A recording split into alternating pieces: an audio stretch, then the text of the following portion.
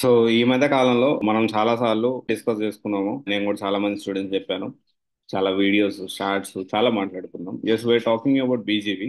And BGV చాలా strict ఉంటుంది, strict అయిపోయింది, చాలా ఇబ్బంది పెడుతున్నారు, చాలా జెన్యున్ ఎక్స్పీరియన్స్ వాళ్ళకు కూడా జాబ్స్ అనేవి పోతా ఉన్నాయని చెప్పి మనం డిస్కస్ చేసి మాట్లాడుకున్నాం మనమంతా. అండ్ దీని గురించి ఇప్పుడు మనం ఎందుకు ఈ వీడియోలో మాట్లాడుకుంటున్నాం అంటే, అసలు థర్డ్ పార్టీ బీజీవీ అంటే ఏంటి, హెచ్ఆర్ బీజీవీస్ ఎలా చేస్తున్నారు, సో థర్డ్ పార్టీవి బీజీవీస్ ఎలా చేస్తున్నాయి, థర్డ్ పార్టీ బీజీవీ చేస్తే, బ్యాక్గ్రౌండ్ వెరిఫికేషన్ చేస్తే క్లియర్ అయ్యే అవకాశం ఏమైనా ఉందా, దాని గురించి మనం ఈ వీడియోలో మాట్లాడుకుందాము. అండ్ ఈ విషయం చాలా క్రిస్టల్ క్లియర్ మీకు చెప్పాలనుకుంటున్నాను. ఈ విషయాలు మీకు ఎలా తెలుసుంటే, మనకు చాలా తెలిసినవి ఉన్నాయి కంపెనీస్ అనేవి.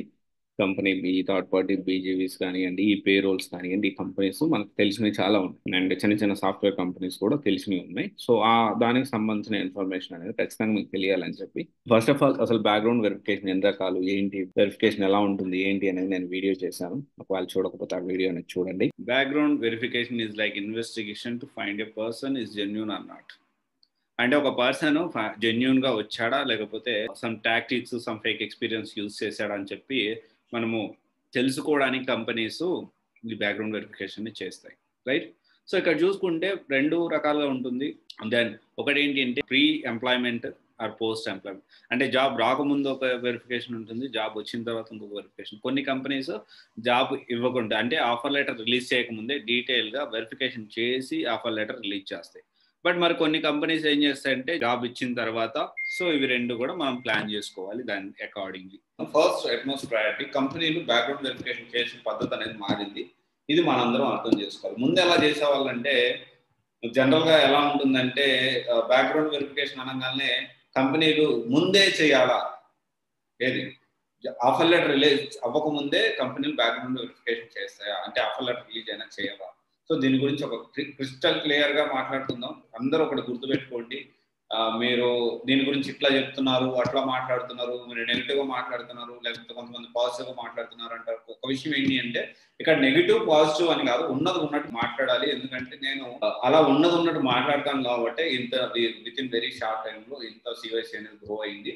అండ్ చాలా ఫ్రాంక్ గా మాట్లాడతాం కాబట్టి అందరికి రియాలిటీ అనేది తెలియాలి. ఇప్పుడు మనకి నచ్చినట్టే ఉండాలి, అక్కడ నష్టం జరుగుతుంది అంటే దాన్ని మనం నష్టం జరగబోతుంది అని ఒక ఇంటిమేషన్, అంటే వార్న్ లాగా అది. దాన్ని మనం ప్రికాషన్స్ తీసుకోవాలి. అంతేగాని ఇల్లేంది నష్టం జరగబోతుందని నాకు చెప్తా ఉన్నారు, ఇల్లేంది ఇట్లా నెగిటివ్ అట్లా అనుకోవద్దండి. సో అట్లా ఆలోచించవద్దు. మనం తీసుకునే విధానం బట్టి ఉంటుంది, కంప్లీట్ మైండ్ సెట్ బట్టి ఉంటుంది. మనం పాజిటివ్ గా తీసుకుంటున్నామా, నెగిటివ్ తీసుకుంటున్నామా అనేది, రైట్? ఇక్కడ మనం అర్థం చేసుకోవాల్సిన విషయం ఏంటి అంటే, థర్డ్ పార్టీ బీజీవీస్ కానీ హెచ్ఆర్ బీజీవీస్ కానీ ఎలా చేస్తారు. బేసిక్ ఏంటి అంటే, ఇప్పుడు ఎగ్జాంపుల్ ఒక ఎక్స్ కంపెనీ ఉంది. ఓకే, ఒక ఎక్స్ కంపెనీ, దానికి హ్యూజ్ నెట్వర్క్ ఉంది. అయితే ఆ కంపెనీ ఏం చేస్తుందంటే, ఆ హ్యూజ్ నెట్వర్క్ ఏదైతే ఉందో వాళ్ళ ఫోకస్ ఎప్పుడు కూడా ఐటీ ఆపరేషన్స్ మీద, కొత్త ప్రాజెక్ట్స్ మీద, పేమెంట్స్, బిల్లింగ్స్, దాని మీద, ఐటీ ప్రాజెక్ట్ డెలివరీస్, దీని మీద ఎక్కువ ఫోకస్ చేస్తూ ఉంటుంది. అండ్ రిక్రూట్మెంట్ మీద ఏంటంటే, కొన్నిసార్లు రిక్రూట్మెంట్ అనేది ఇంకో కంపెనీకి ఇచ్చేస్తుంది. అరే బాబు, నువ్వు ఇంత కమిషన్ తీసుకో, ఓకే, ఒక 10%, ఒక 5%, ఒక 2%, ఒక 3%, ఎంతో కొంత కమిషన్ తీసుకో, లేకపోతే నాకైతే ఈ పని చేసి పెట్టాలి, నువ్వు ఎంత కమిషన్ తీసుకుంటావు, ఎంత శాలరీ ఇస్తావు నాకు అనవసరం, నేనైతే నీకు ఎంత ఇస్తానంట. ఈ థర్డ్ పార్టీ కంపెనీ ఏం చేస్తుందంటే, ఓకే రైట్ అని చెప్పి, అంటే ప్రాజెక్ట్ ఎవరిది, ప్రాజెక్ట్ ఇంకో కంపెనీది, ఇంకో కంపెనీ ప్రాజెక్ట్, కానీ వర్క్ చేసేది అక్కడ ఇంకో చిన్న కంపెనీ. అంటే ఈ పార్ట్ డివైడ్ చేసి, అంటే ఒక ప్రాజెక్ట్ ఒక కంపెనీ, ఒక ఎక్స్ అనే కంపెనీ, ఎగ్జాంపుల్ విప్రో కంపెనీ అనుకుందాం, లేకపోతే టీసీఎస్ కంపెనీ అనుకుందాం. ఈ టీసీఎస్ కంపెనీ ఎలా ఉంటుందంటే, ప్రాజెక్ట్ అనేది పెద్ద కంపెనీని తెచ్చుకుంటుంది. తెచ్చుకున్న తర్వాత కొన్నిసార్లు వీళ్ళే చేస్తారు, కొన్నిసార్లు ఏం చేస్తారంటే ఇంకొక చిన్న కంపెనీకి సబ్ కాంట్రాక్ట్ టైప్లో, లేకపోతే ఈ ప్రాజెక్ట్ అనేది వాళ్ళకి కొంత పార్ట్ ఇచ్చి, మీరు చేయించండి, మాకు ఈ వర్క్ చేయించండి అని చెప్పి వాళ్ళకి వేరే కంపెనీ మళ్ళీ ప్రాజెక్టులు అనేది ఇస్తారు. ఈ కంపెనీ ఏం చేస్తుందంటే, వీళ్ళు ప్రాఫిట్స్, వీళ్ళు మార్జిన్స్ ఇవి చూసుకొని వీళ్ళ కోసం పని చేస్తూ ఉంటారు. అంటే క్లయింట్ ఎవరు, TCS client. Okay, TCS client work చేసేది అక్కడ ఇంకో చిన్న కంపెనీలో. ఆ చిన్న కంపెనీలో పేరోల్ అనేది కొన్నిసార్లు టీసీఎస్ డైరెక్ట్ రన్ చేస్తుంది, కొన్నిసార్లు ఏం చేస్తుంది అంటే ఈ చిన్న కంపెనీ పేరు మీదే రన్ చేస్తూ ఉంటుంది. దిస్ ఈజ్ హ్యాపెన్ అనమాట. ఇది జరుగుతూ ఉంటుంది జనరల్గా ఇట్లా. అండ్ ఇలాగే సేమ్ ఎలాగైతే ఈ ప్రాజెక్టులు కొంత అవుట్ సోర్సింగ్ ఇస్తూ ఉంటాయో, ఇంకొంతసార్లు ఏం జరుగుతూ ఉంటుందంటే, అంతా మేమే చేయించుకుంటాము, అంతా మేమే దగ్గరుండి వర్క్ అంతా చేయించుకుంటాము, అంతా మేమే ప్లాన్ చేసుకుంటాము. కానీ రిక్రూట్మెంట్ అనేది చాలా పెద్ద ప్రాబ్లం. రిక్రూట్మెంట్కి కూడా చాలా సిస్టమాటిక్గా ఉండాలి. సో ఈ రిక్రూట్మెంట్ కూడా మేమే చేసుకుంటాం, కానీ ఈ బ్యాక్గ్రౌండ్ వెరిఫికేషన్ అనేది మేము చేయలేకపోతున్నాం. దాని వరకు కొన్నిసార్లు ఏం చేస్తుంది, రిక్రూట్మెంట్ కూడా ఇంకొకరికి ఇచ్చి మాకు రిక్రూట్ చేసి పెట్టమంటుంది. ఇంకొన్నిసార్లు ఏం చేస్తుంది, రిక్రూట్మెంట్ వీళ్ళే చేసుకుంటారు, బ్యాక్గ్రౌండ్ వెరిఫికేషన్ ఈ కంపెనీలో పనిచేసాడా లేదా అన్నీ చెక్ చేసి మాకు ఇవ్వండి, ఈ పర్సన్ క్యాండిడేట్ జెన్యునా కాదా అని చెప్పి అడుగుతుంది. సో ఇలాంటి సినారియోస్లో థర్డ్ పార్టీ బీజీవీస్ ఎలా జరుగుతాయి, ఎలా చేసి క్లియర్ అయ్యే అవకాశం ఉందంటే, సో బేసిక్ ఏంటంటే కంపల్సరీ థర్డ్ పార్టీ బిజీ అంటే పర్సన్ అనేవాళ్ళు ఇంటికి వస్తారు, 100% వస్తారు, ఆఫీస్కి వెళ్తారు. ఓకే, పాత ఆఫీస్కి లాస్ట్ అన్ని కంపెనీస్ తిరగరు, కానీ లాస్ట్ కంపెనీ కంపల్సరీ వెళ్తారు. ఓకే, లాస్ట్ మీరు ఏదైతే వర్క్ చేశారో ఆ కంపెనీ కంపల్సరీ వెళ్తారు, మీ ఇంటికి వచ్చేదానికి ఛాన్సెస్ కూడా హైగా ఉంటాయి. And at the same time మీతో పాటు బ్యాంక్ వచ్చి బ్యాంక్ స్టేట్మెంట్ కూడా అట్లీస్ట్ 6 months మీ బ్యాంక్ స్టేట్మెంట్ కి ఓపెన్ చేసి చూపియండి అని చెప్పి, మీతో పాటు అతను కూడా బ్యాంకులోకి వచ్చి ఏది ఓపెన్ చేసి చూపియండి అని చెప్పి చూసి చెక్ చేస్తాడు. అప్పటికప్పుడు హార్డ్ కాపీ ఏదైనా తీసుకొని వెయిట్ చేస్తాడు, చేసి తీసుకొని రాసుకొని క్లియర్ అయితే క్లియర్, అన్క్లియర్ అయితే అన్క్లియర్ అనేది చేస్తాడు.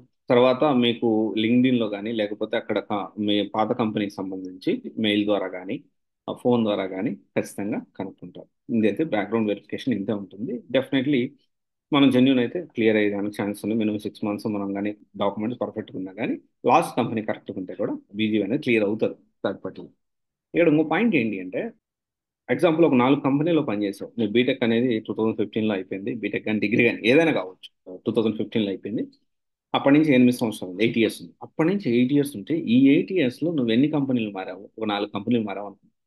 4 కంపెనీలు బ్యాక్గ్రౌండ్ వెరిఫికేషన్ థర్డ్ పార్టీలు ఇలాగే చేస్తారంటే మేబీ నో అనే చెప్పాలి. ఖచ్చితంగా లాస్ట్ కంపెనీ అయితే స్ట్రిక్ట్గా చెక్ చేస్తారు ఎనీ కంపెనీ. కొన్ని కంపెనీస్ మాత్రం డెఫినెట్లీ పుట్టు పూర్వోత్తరాలు, మన 10th, ఇంటర్, బీటెక్, డిగ్రీ అన్ని సర్టిఫికేట్లు, ఒరిజినల్ అడ్రస్, ఆధార్ అన్ని చెక్ చేస్తారు. కొన్ని కంపెనీస్ చాలా ఉన్నాయి, కొన్ని companies. So most of the companies ఏంటంటే లాస్ట్ కంపెనీ చెక్ చేస్తారు, జెన్యున్ సబ్జెక్ట్ ఉంటే ఓకే క్లియర్ అయిపోతుంది. ఇఫ్ ఇన్ కేస్ క్లియర్ అయిపోయిన తర్వాత మన వర్క్లో, ఎందుకంటే real time is different, real time working is different, real time learning is different. అది కానీ మనం కొంచెం తెలివిగా మేనేజ్ చేయలేకపోతే డౌట్ వచ్చిందంటే మళ్ళీ చెక్ చేసి బిజీ ఫెయిల్ అయ్యేదానికి ఛాన్సెస్ ఉంటాయి. కానీ మోస్ట్ ఆఫ్ ద టైం ఏంటి అంటే థర్డ్ పార్టీ బీజీవీ చేస్తే ఇంతవరకే చూస్తారు. జెన్యున్గా ఉంటే ఈ లాస్ట్ కంపెనీ 6 months ఇవన్నీ జెన్యున్గా ఉంటే ఖచ్చితంగా క్లియర్ అయ్యేదానికి అవకాశం అయితే ఉంటుంది. అండ్ ఎలా ప్లాన్ చేసుకోవాలి ఈ ఎక్స్పీరియన్స్ అది ఇది అంటే, మోస్ట్ ఆఫ్ ద టైం మీరు ఎక్స్పీరియన్స్ పెట్టకుండా వెళ్ళడానికి ప్రయత్నం చేయండి. అండ్ ఓకే అనుకుంటే మీరు ఫర్దర్గా మూవ్ ఆన్ అవ్వచ్చు. ఓకే, ఒకసారి ఆలోచించండి, తొందరపడకదండి. ఇప్పుడు బెంగళూరులో మొత్తం వర్క్ ఫ్రమ్ హోమ్ నడుస్తూ ఉంది. సో కెరీర్ జాబ్ వాళ్ళకి మంచి ఆపర్చునిటీస్ వచ్చేదానికి ఛాన్సెస్ ఉన్నాయి. సో ప్లాన్ చేసుకోండి. Okay, thank you.